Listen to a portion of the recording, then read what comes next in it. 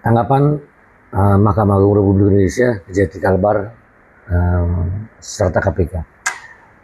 Prelude. Atas tanggapan laporan pengaduan masyarakat yang saya sampaikan tentang permasalahan proses hukum yang saya alami, yaitu proses hukum tindak pidana korupsi, pengadaan pupuk, urea, dan NPK dalam program Upsus Padi dan Jagung tahun 2015. Dan seperti apa yang telah saya upload pada media sosial sebelumnya, disampaikan bahwa telah terjadi 30 proses kejanggalan hukum. Dari surat yang saya sampaikan, kemudian ditanggapi oleh 3 institusi paling berkepentingan dalam penegakan hukum yang juga sebagai garda terdepan dalam pemberantasan korupsi, yang justru membuat saya jadi bingung atas apa yang telah disampaikan. Kalau sudah begini, saya berpikir di mana tempat mencari keadilan di Indonesia terkait dengan peristiwa proses hukum tindak pidana korupsi pengadaan pupuk urea dan NPK dalam program Upsus Padi dan Jagung tahun 2015 pada Dinas Pertanian Tanaman Pangan Provinsi Kalimantan Barat, yang proses hukumnya dimulai pada tahun 2016.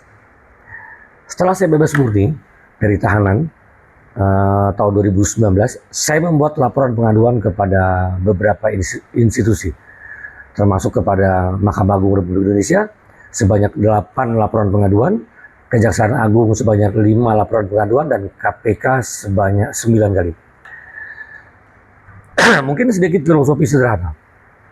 Jika di suatu kampung ada pencuri, maka sampai kapanpun kampung itu tidak aman.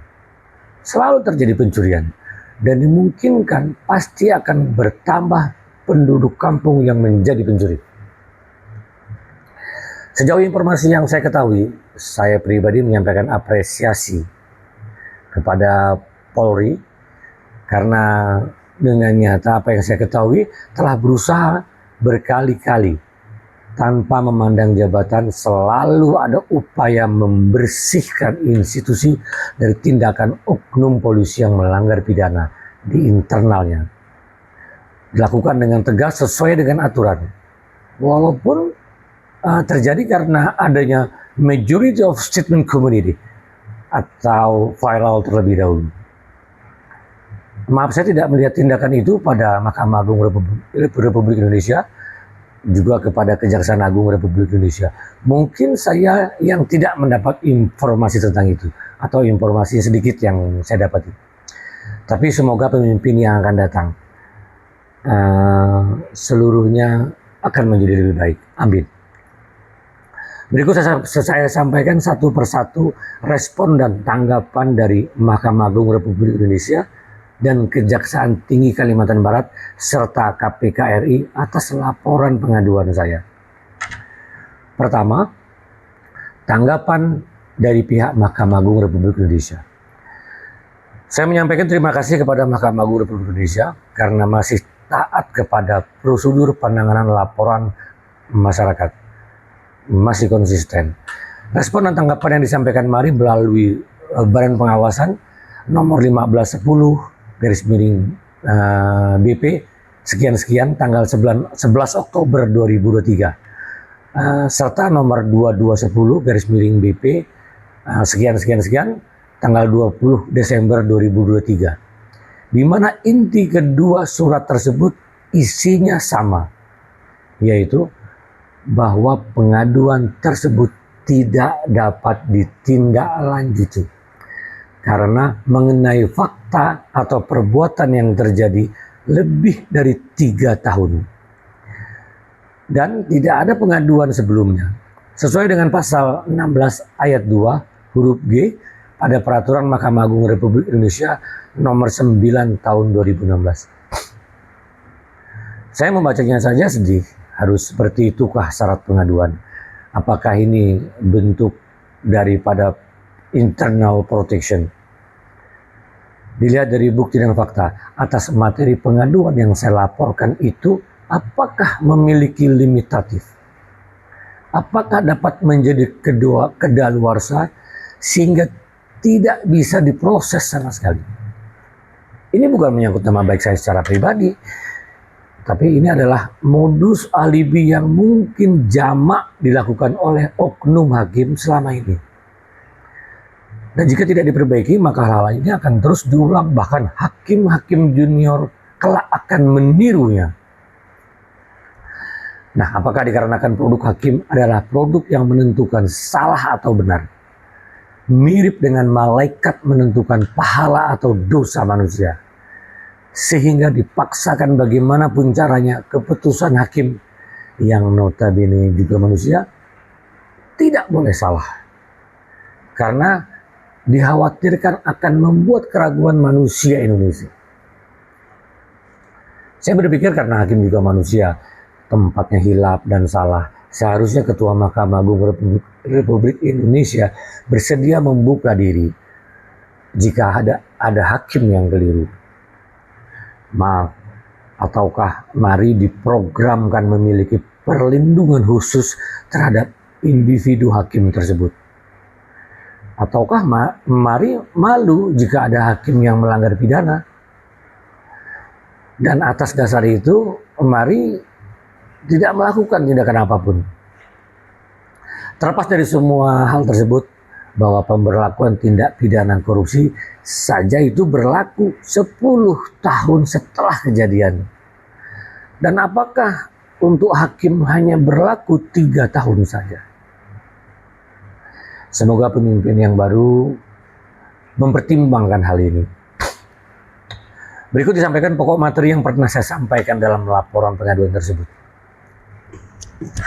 1.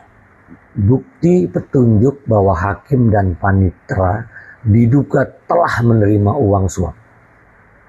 Dengan cara yang saya katakan, modus dan cara penerimaan suap itu yang pertama kali saya ketahui.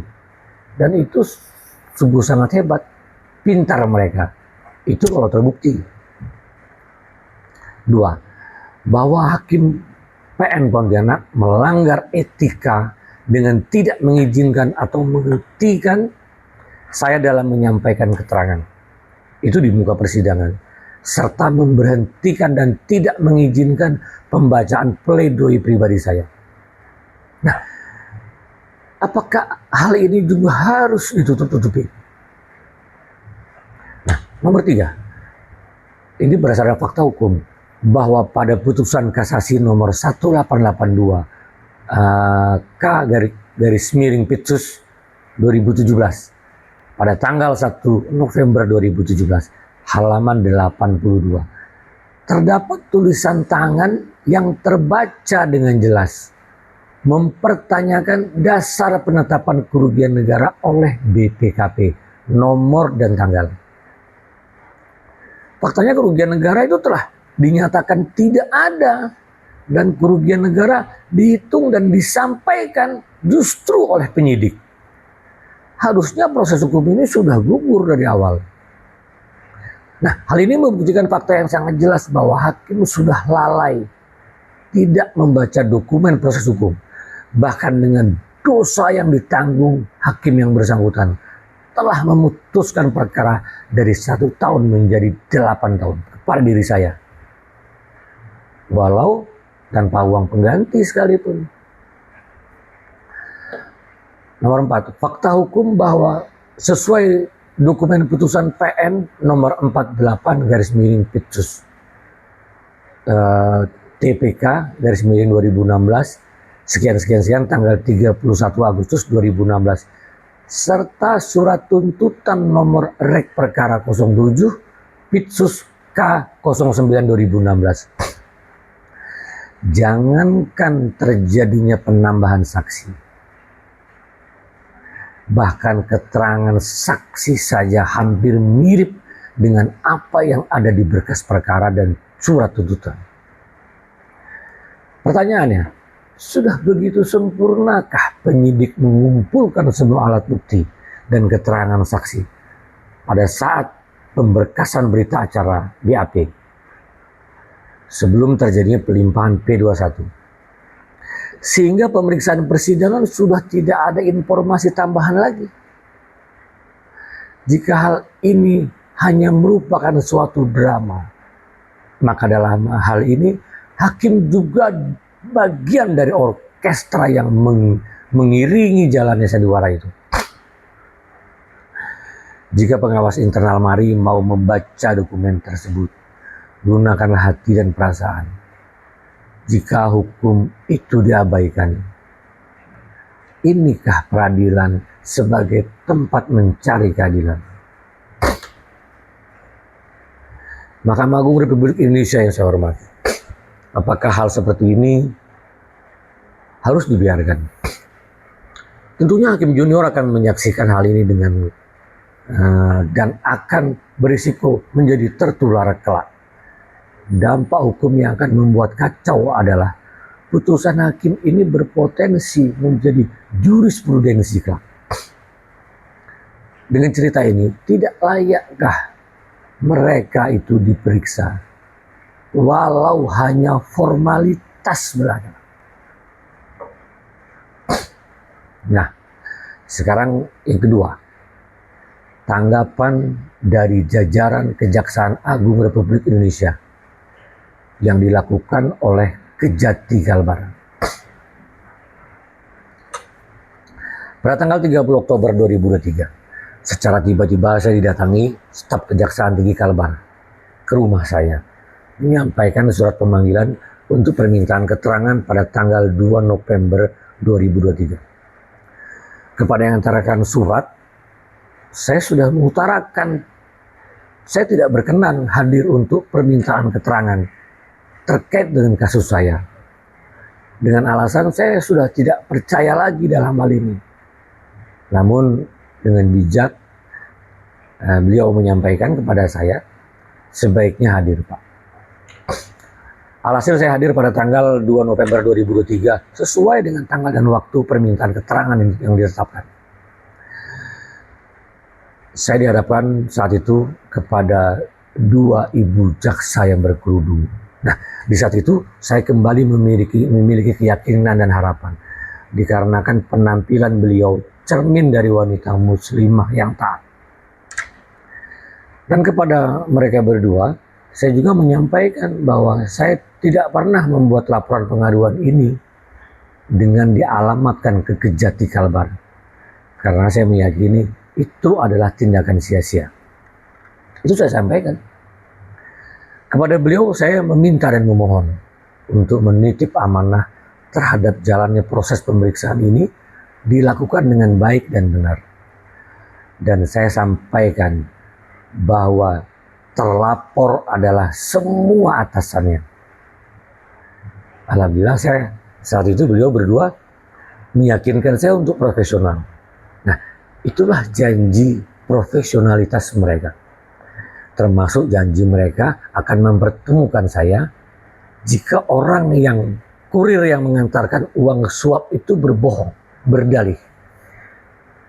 Saat itu saya memiliki hope bahwa ini proses akan ditindaklanjuti dengan benar. Selanjutnya saya diminta keterangan pada hari itu dari pagi, break istirahat siang, kemudian datang lagi membawa berkas dan seluruh bukti tambahan yang diperlukan. Sore hari setelah dianggap lengkap, saya membaca kembali seluruh dokumen yang telah saya laporkan tersebut dan saya menandatanganinya dan saya menyetujui dan menandatangani. Besoknya tanggal 3 November 2023, atas permintaan mereka juga, saya datang kembali membawa denah, map, dan rute alamat rumah terkait saksi kunci yang akan diminta keterangan atas petunjuk bahwa terjadinya suap. Kemudian setelah 3 bulan berselang, tidak ada kabar. Nah, pada tanggal 3 Februari 2024, saya berkirim surat kepada Kejaksaan Agung Republik Indonesia, Jakarta, terkait mempertanyakan tindak lanjut hasil pemeriksaan oleh Kejati Kalbar. Dan surat itu saya tembuskan kepada Kejati Kalbar. 1-2 hari kemudian, tanggal 5 Februari 2024, saya mendapat surat dari Kejati. Surat balasannya, nomor R29-O.1-H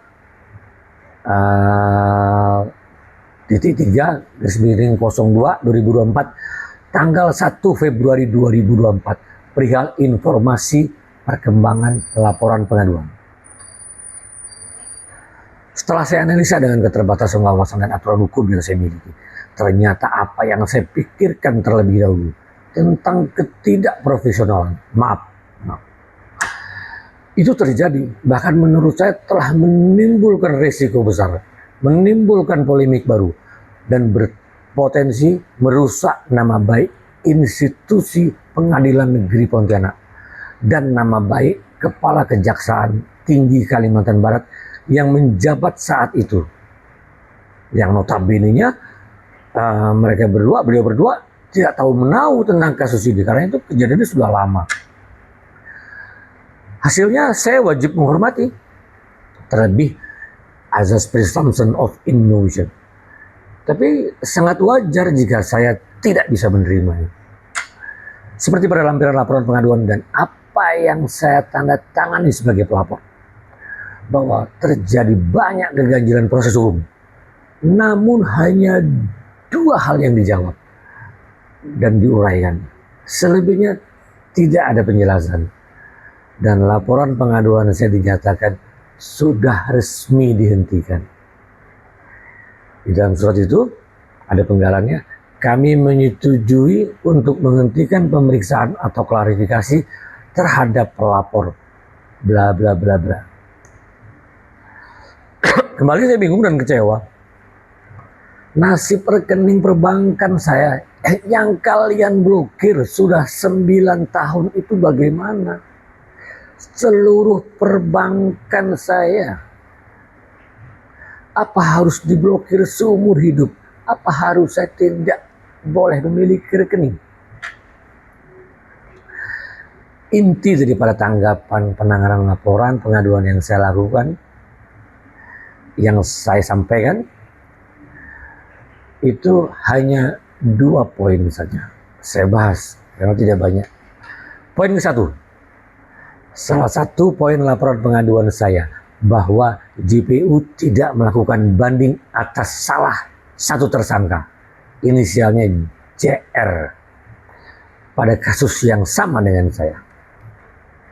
Awal saya itu menyampaikan bukti screenshot laporan saya itu bersumber dari SIPPN Pontianak tahun 2021 bahwa yang bersangkutan dituntut pidana 9 tahun dan putusan PN adalah pidana 4 tahun beserta dengan denda dan uang pengganti. Kemudian kasus tersebut dinyatakan ingkrah. Terus saya pertanyakan di dalam surat pengaduan, mengapa jaksa tidak melakukan upaya banding dari tuntutan 9 tahun dan putusan PN 4 tahun, kok tidak banding? Mengapa hal ini saya pertanyakan? Karena proses hukum yang dilakukan ini sudah sangat banyak yang ganjil dan kotor. Dan masalah banding ini saya mengetahuinya di saat saya di tahanan lapas kelas 2 Pontianak. Saya didatangi oleh putra anak kandung terpidana JR. Saya dikunjungi, dibesuk. Kebetulan yang bersangkutan menceritakan hal terkait ini. Nah, ini ada disclaimer-nya. Tapi saya tidak memastikan bahwa apa yang disampaikan itu adalah benar ya.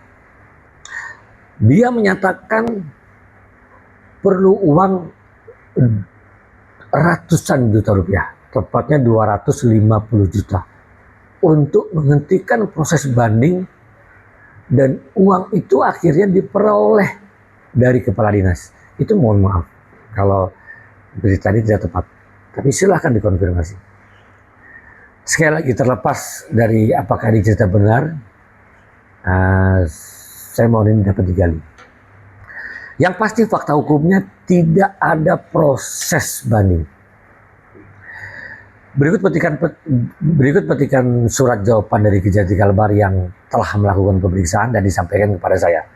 Seluruhnya mendasari atau merujuk surat klarifikasi dari Ketua PN Pontianak nomor W17.U1-3866 HK07 bulan 9 Romawi 2023 tanggal 22 November 2023. yang intinya menyatakan 3 hal penting. 1, memang benar terjadi renvoy pada saat persidangan, pada saat pembacaan tuntutan, yaitu seharusnya tertulis 9 tahun menjadi 6 tahun. Dan yang kedua, menjatuhkan pidana oleh PN Pontianak selama 6 tahun. Ketiga, bahwa jika ada perbedaan data antara SIPP dengan data konkret, maka di dalam berkas yang dipergunakan adalah data konkret di dalam berkas. Setelah saya lihat SIPP Pontianak pasca disampaikan surat tanggapan dari Kejati Kalapa tersebut, ternyata benar surat tuntutan itu sudah berubah. Awalnya 9 jadi 6 tahun. Dan putusannya masih tetap 4 tahun. Tidak sesuai dengan surat klarifikasi PN Pontianak. Nah, berikut saya analisa kejanggalan surat Kepala Kejaksaan Tinggi Kalbar nomor R29-H-1.3/02/2024 yang tanggal 1 Februari 2024 atas perkara nomor 47/Pitsus TPK 2016 PN Pontianak. Menurut perkiraan dan analisa saya, maaf kalau keliru, permasalahan pertama adalah perubahan tuntutan. 1. Kemungkinan sangat kecil jika petugas penginput data PN Pontianak melakukan kekeliruan, karena petugas penginput akan membaca sangat hati-hati untuk menuliskan angka untuk setiap besarnya tuntutan atau mungkin putusan. Jadi kalau udah urusan tuntutan, putusan, jumlah UP dan segala macam, itu pasti petugasnya sangat berhati-hati. Dan petugas akan mendasarinya dari hard copy yang diterimanya. Dalam hal ini petugas penginput tuh membaca tuntutan dengan nyata adalah memang benar 9 tahun dan putusan itu 4 tahun. Saya yakin itu. Dan dituangkan dalam SIPP PN Pontianak. Sehingga apa yang saya baca tahun 2021 di portal SIPP PN Pontianak sesungguhnya adalah benar kejadian tersebut.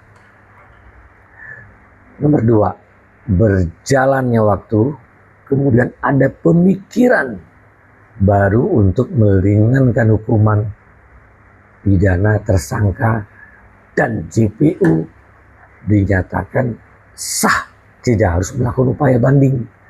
Mereka berkompromi, mungkin ya, analisa saya, mungkin seperti itu. Yaitu dengan cara menurunkan tuntutan dari 9 tahun menjadi 6 tahun. Dan Hakim PN Pontianak nantinya akan memutuskan 4 tahun pidana. Dialibikanlah, itu adalah tindakan renvoy. Nah, jika awalnya 9 tahun tuntutan dirubah jadi 6 tahun, putusannya 4 tahun, maka memenuhi quorum 2/3 tidak perlu banding. Namun mereka lupa sehingga tidak menyampaikan perubahan informasi kepada petugas penginput SIPP PN Pontianak. Itulah awal takdir mereka. Dan saya meyakini bahwa perubahan yang dimaksud itu pada saat pembacaan tuntutan itu mungkin hanya dicoret pakai pulpen saja. Nah, yang mendasari saya merasakan sesuatu yang sangat ganjil dan mungkin praktisi hukum juga demikian, yaitu 1, faktanya telah terjadi perubahan atas surat tuntutan P42 nomor rek perkara 11 Pitsus K09 2016 tanggal 2 Februari 2017 yang dilakukan JPU pada saat persidangan. Nah, ini juga ada permasalahan. Perhatikan dengan cermat nomenklatur surat tuntutan P42 tersebut.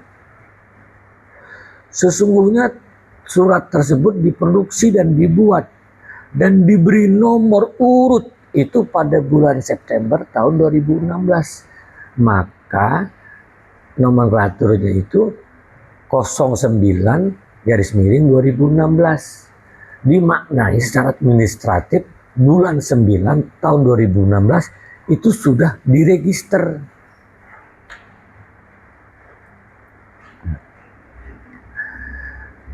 Namun sejatinya surat tuntutan tersebut digunakan tanggal 2 Februari 2017. Ada 4 bulan jeda, 3 bulan jeda.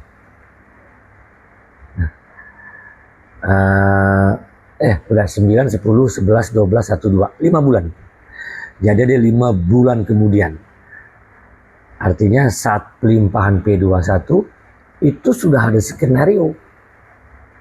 Bayangin tuntutan 2017 bulan 2. Surat tuntutan itu sudah ada bulan September 2016.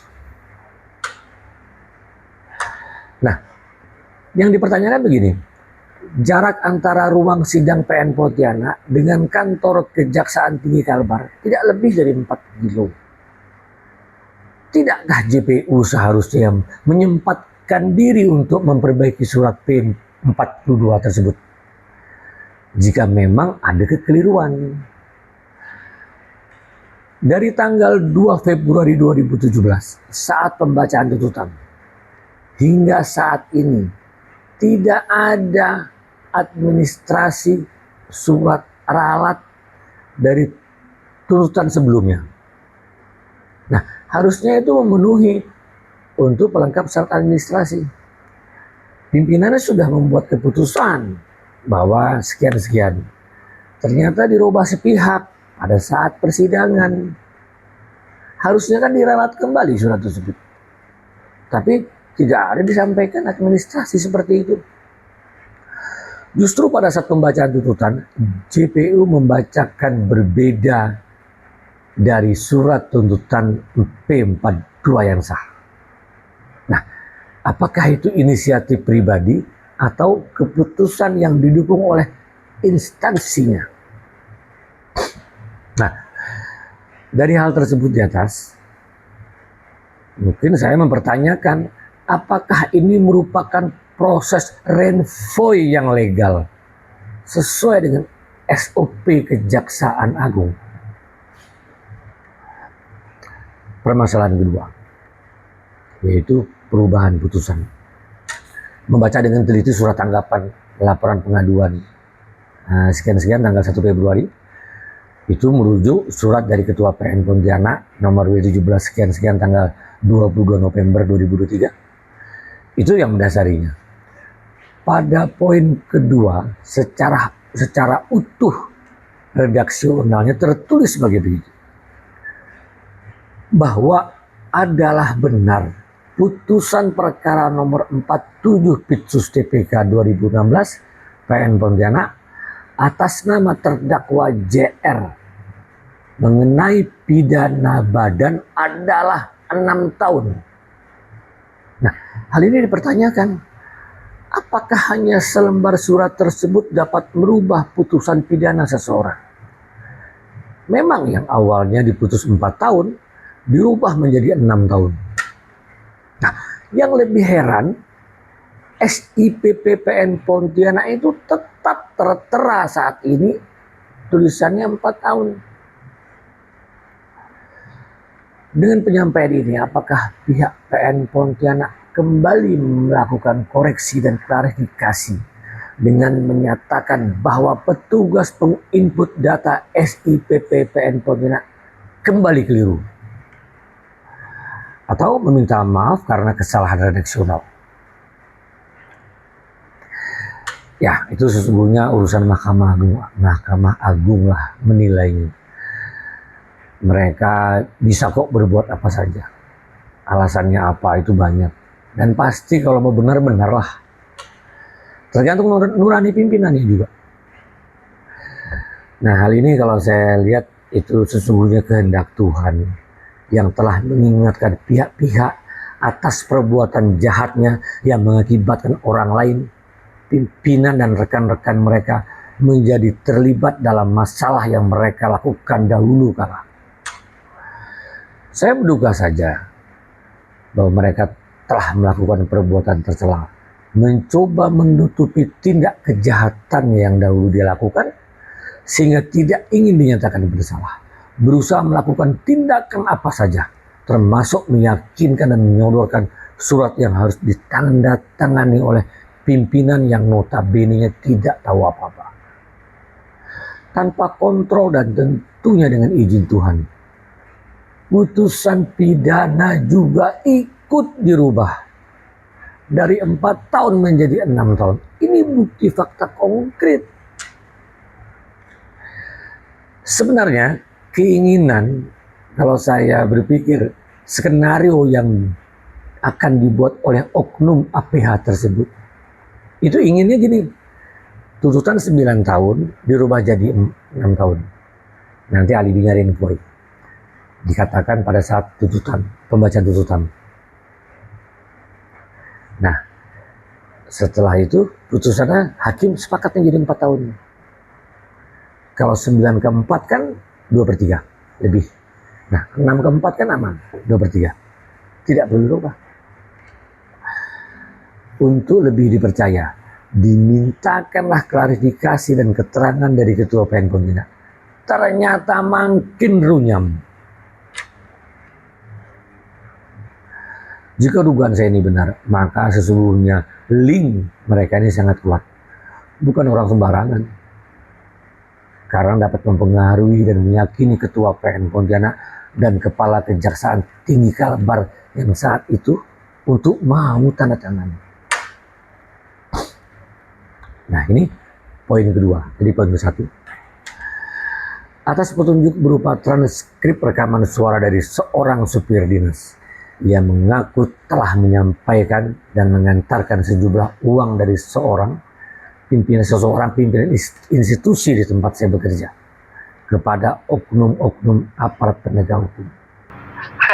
Itulah saya minta maaf lahir batin. Gitulah ceritanya Mas Bro. Jadi tuh bos, ceritanya itu tuh bos, sebenarnya uang itu tuh hanya untuk menutupi dan mati kata menyelamatkan Haji bos. Jadi duit semuanya itu udah satu surat dengan bro pribadi itu ngantarkannya itu pagi itu 400 juta itu hakimnya. Hakimnya kalau untuk itu berjurut-jurut lewat dari kakinya. Siapa namanya lupa saya itu bro lupa namanya itu berganti-gantian bos. Pas orang-orang beda-beda waktu itu bro nyerahkan uang itu orang-orang beda orangnya termasuk dengan tulis itu ya bro kasih 100 juta panitera tuh. Nah itu bro masukkan di pengadilan tuh di ruang kerja dia di laci dia bro taruh 100 juta. Nah itulah masalahnya terus kan. Terus kalau untuk pengacara itu semua udah selesai, tidak ada embel-embel pengacara itu tidak ada, jangan berselatinin. Terus untuk itu udah selesai, tidak ada lagi. Itu bro pribadi itu tuh sekitar mau 1 lebih ada bro nyetor ngasih itu dengan Pak Juli. Tapi bukan kawan di. Kemudian hasil penanganan laporan pengaduan pihak Kejati Kalbar itu menyatakan telah melakukan pemanggilan dan permintaan keterangan kepada yang bersangkutan. Intinya adalah saksi supir atau kurir yang menyatakan adanya suap itu dengan inisial HP ya. Saat diperiksa menyatakan pembicaraan tersebut sebenarnya seluruhnya hanya mengada-ngada. Dan saksi mengatakan berbicara itu hanya untuk menyenangkan hati saya. Hati Adi Suyatno, saya maksudnya. Dan berusaha mengambil hati supaya bisa bekerja menjadi karyawan di tempat saya. Itu kan luar biasa tuh. Itulah hasil pemeriksaan terhadap saksi atas petunjuk bahwa oknum APH Kejati Kalbar dan PN Pontianak yang diduga telah menerima suap. Itu hasilnya. Sesungguhnya saudara pemberi informasi itu, saudara HP itu, adalah sahabat baik saya. Nah, di sana dikenal dengan inisial Mas Bro. Dia tuh tahu penderitaan saya. Dia tahu siapa yang jahat. Dia tahu siapa yang bersembunyi. Bukan hanya dia, satu kantor bahkan satu provinsi pun tahu kejanggalan kasus ini. Saya yakin para JPU pun tahu bahwa saya adalah korban. Para majelis hakim judek fakti pun tahu. Pasti tahu dari gestur dan cara saya menjawab pertanyaan hakim bahwa saya sebenarnya tidak bersalah. Tapi mengapa mereka tega saya yang dikorbankan? Terlepas dari hasil pemeriksaan tersebut benar atau tidak ya, kelak saya akan menguji kembali dengan mengajukan delik aduan pencemaran nama baik yang dilakukan oleh kurir tersebut sahabat saya terhadap pejabat negara. Karena dia dengan sadar menceritakan dan menyampaikan berita fitnah. Korbannya adalah pejabat negara. Nah, jika hasil pemeriksaan Kejati Kalbar ini dinyatakan benar, cerita bagi-bagi uang tersebut sesungguhnya sudah didengar pihak lain, dan kepada saya yang bersangkutan dulu pernah menceritakan hal tersebut secara pribadi berulang-ulang. Dari mulai saya di persidangan, di tahanan, sampai keluar penjara itu diulang-ulang, dan kawan-kawan saya di kantor tahu cerita itu. Hanya kan disuruh jadi saksi mau enggak mereka itu aja masalahnya. Sangat naif sesungguhnya pihak Kejati Kalbar melakukan gugatan. Seharusnya itu begitu kan harus digugat, melakukan upaya hukum atas ujaran tersebut. Dan ini yang sangat ganjil. Mengapa pihak Kejati Kalbar justru tidak ada tindakan hukum apa-apa kepada penyebar fitnah? Apakah gurauan atau candaan seseorang yang menyatakan dengan jelas bahwa APH menerima suap itu sah-sah saja dan dimaafkan begitu saja? Maka kemungkinannya itu ada dugaan bahwa petunjuk itu sesungguhnya benar, dan dimungkinkan jawaban kurir khusus tersebut sengaja direkayasa oleh penyidik pada bidang pengawasan Kejati Kalbar. Kemungkinan. Nah, siapa kurir tersebut, itu katakanlah Mas Bro ya, bagaimana sepak terjangnya, banyak pihak lain yang sudah tahu. Dia memang hanya kurir yang selalu dipercaya untuk jembatan atau perantara banyak transaksi pidana. Saya juga punya bukti petunjuk lain keterlibatan yang bersangkutan, khusus dalam urusan pidana yang terkait dengan urusan pidana ini. Artinya bukannya sesuatu yang ganjil, itu udah biasa. Dan orang udah kenal dia seperti itu. Itu hanya 2 item saja yang dijawab. Kemudian laporan dinyatakan menghentikan pemeriksaan seluruhnya dan klarifikasi. Itu dari Kejaksaan Tinggi Kalbar. Kemudian dari banyaknya yang saya laporkan, sedikit saja saya beri flash atas laporan pengaduan saya yang tidak dijawab oleh Kejati Kalbar. Itu masih ada 28 keganjilan proses hukum. Di antaranya, bagaimana sudah benarkah pemblokiran rekening saya yang tidak pernah menerima uang korupsi dan sampai sekarang masih diblokir seumur hidup. Kalau benar-benar dianalisa transaksi keuangan dari PPATK, saya yakin 99,9%, sekali lagi saya yakin ada pihak di internal kantor kami yang dilindungi terhadap bukti transaksi keuangan terkait tindak pidana korupsi ini. Kalau mau fair dan jujur. Kedua, apakah sudah sesuai aturan bahwa penentuan kerugian negara itu dihitung dan dideklar oleh penyidik dengan jumlah yang berubah-ubah.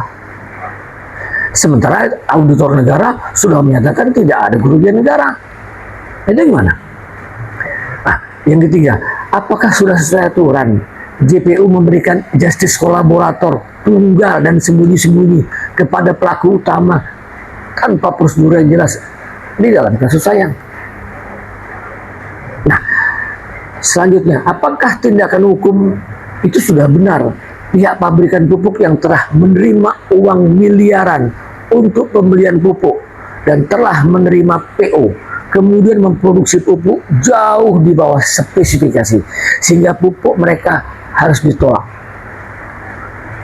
oleh APH itu diperlakukan khusus, tidak pernah di BAP, tidak pernah dihadirkan di persidangan. Nah, itu bagaimana? Banyak yang lain yang belum tidak dijawabnya. Seharusnya secara objektif dan profesional hal ini ditindaklanjutilah oleh pihak kejaksaan demi perbaikan kinerja jaksa, bukan justru melindungi praktek kotor oknum kejaksaan yang jelas merusak nama baik kop kejaksaan. Jelaskan semua itu dengan baik dan transparan, bahkan justru melakukan bukan justru melakukan justifikasi yang merugikan pihak lain. Nah, itu. Yang ketiga, tanggapan pihak KPK RI. Di hati dan pikiran saya, KPK RI adalah pihak yang paling bersih, benar, dalam melakukan pemberantasan tidak pidana korupsi. Oleh karenanya saya sampai 9 kali menyampaikan laporan pengaduan masyarakat kepada KPK. Sudah 9 LP yang saya sampaikan, dan saya berterima kasih bahwa surat tersebut ditanggapi melalui surat balasan tertulis kepada saya. Namun saya sampaikan bahwa saya pernah dan telah ditelepon oleh pihak KPK kurang lebih sebanyak 3 kali untuk meminta kelengkapan berkas dan dokumen, termasuk transkrip rekaman itu diminta. Saya waktu itu ada hope lah ternyata begitu. Namun begitu saya menyampaikan surat tambahan dokumen, tambahan bukti, tambahan keterangan, kembali dijawab oleh KPK RI melalui surat dengan redaksional yang sama. Dari surat pertama hingga terakhir itu KPK membalas surat, tapi redaksionalnya sama saja, seolah-olah saya itu yang menyampaikan itu tidak mengerti. Padahal ini saya bilang ini surat ke-7, surat ke-6, bahwa ini tanggapan balasan surat gitu, permintaan penambahan data. Dijawabnya ini standarnya harus begini, lengkap dengan brosur-brosurnya diberi. Ya. Sampai detik ini dan saat ini juga saya berharap mudah-mudahan KPK ini berkenan menindaklanjuti laporan pengaduan masyarakat yang saya sampaikan demi perbaikan hukum di Indonesia. Namun jika domain dan job desk-nya KPK tidak untuk hal ini, mohon disampaikan kepada kami, kepada saya, masyarakat lainnya dengan tegas dan jelas, sehingga dapat memposisikan arah dari laporan pengaduan masyarakat. Jangan dipaksakan, maka kesannya hanya formalitas tuh akhirnya. Sekedar memenuhi persyaratan quorum untuk memenuhi kewajiban atas aturan tata cara penanganan dan tidak lanjut pengaduan masyarakat. Ada yang masuk, itu balasannya. Tidak peduli, itu terus balasannya. Redaksionalnya sama. Padahal itu bukan sekali 2 kali, berkali-kali. Itu aja jawabannya. Nah, saya ini berpikir apakah semuanya menjadi takut dengan sosok yang dikenal sangat sakti, yaitu Waris Sadono, mantan Direktur Penindakan KPK, dan sekarang ada di lingkaran pemerintahan. Belum tentu Waris Sadono itu bersalah. Sekali lagi, belum tentu Waris Sadono itu terlibat. Nah, endingnya saya berharap laporan ini dapat diperiksa ulang oleh APH yang bukan dari Kejati Kalbar, atau mungkin bukan dari Kejagung juga. Saya bersyukur jika dapat diperiksa oleh auditorat militer atau paling tidak pihak kepolisian.